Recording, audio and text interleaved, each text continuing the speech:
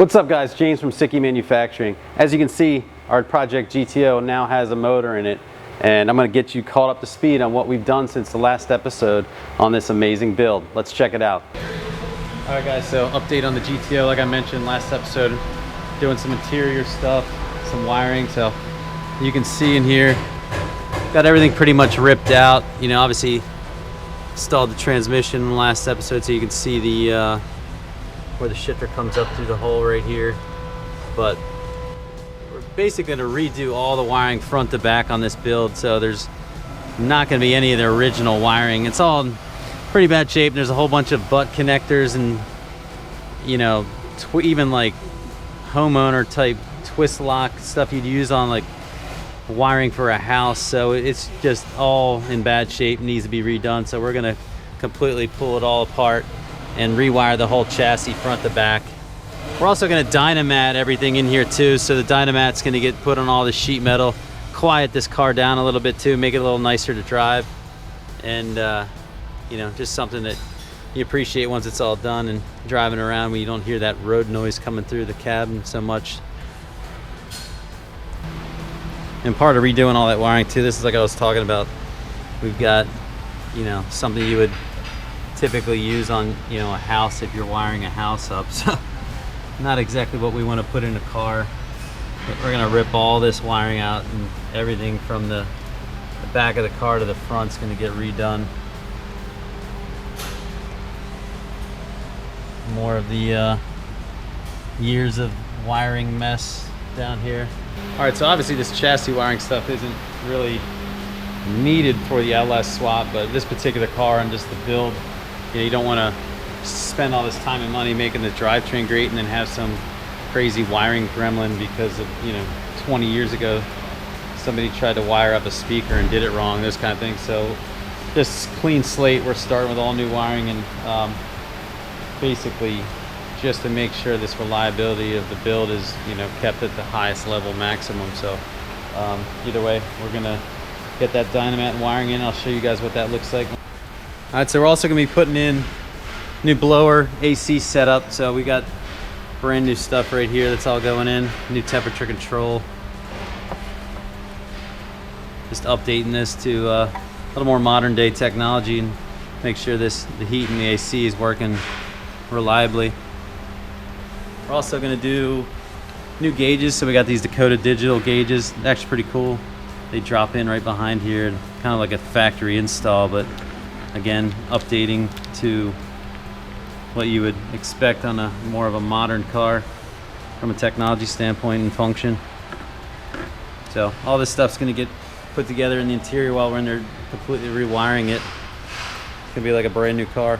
All right, so as you can see, we got the dynamat installed onto the dash and the firewall, and we're gonna work our way back on the floor too. And then we got the new HVAC setup blower. It's all installed. Still need to plumb it up and finish the wiring and stuff like that, but we got the majority of the two vents they provided with for the windshield side already installed, and then we're going to move on to the rest of it once we get the dash back in. So making some progress here. Started the wiring stuff. We got some of the loom coming in. We're going to make our connections to the ECU in here behind the dash just to keep things dry and out of the elements. All right, this is starting to look like an engine compartment. Got the intake, radiator set up. We got the AC dialed in. All wired up. Still have the prototype engine mounts in here, so we're gonna get them out of here today and get the billet shiny ones all mounted up. So you can see here's the AC setup. Got rid of that big box that was over here, and it's got a more modern HVAC system in it. Brand new pump, SIKKY intake 4-inch tube. It's gonna let this motor breathe real good. Nice radiator, twin fans.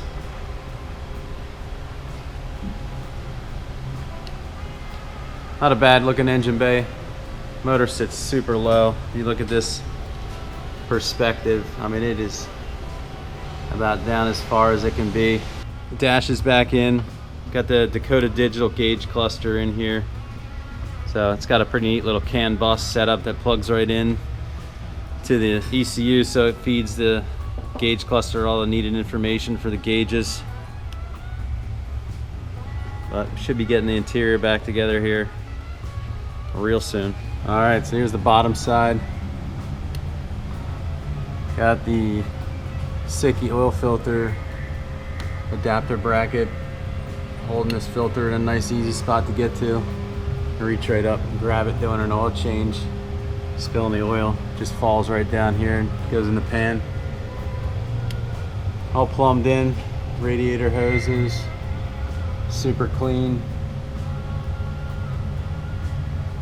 So we still got these prototype motor mounts in here, so we're gonna get them out of here today and get the actual billet ones in.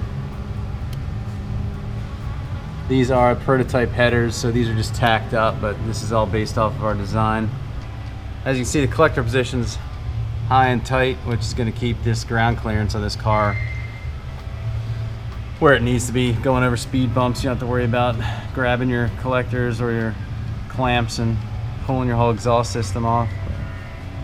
Everything's fitting here nice and tight. Drive shaft installed. Fuel system is now complete. Got the filter regulator set up there, and then the line runs up to the engine. Here's our custom pan we installed. So this will be part of the mount kit. When you buy a complete package, you see our little oil filter adapter block in there.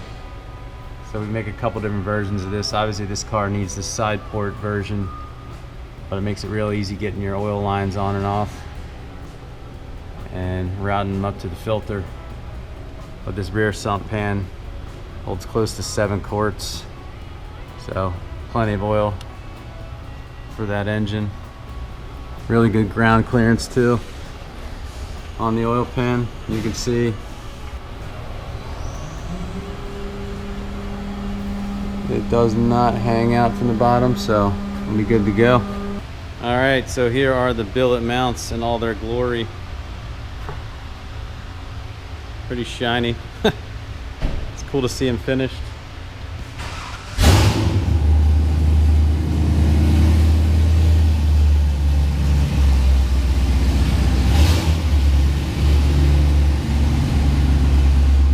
Little LS power in that puppy. All right, so I'm gonna show you a real quick clip of how we make this motor mount in our Haas mill behind me here. Let's check it out.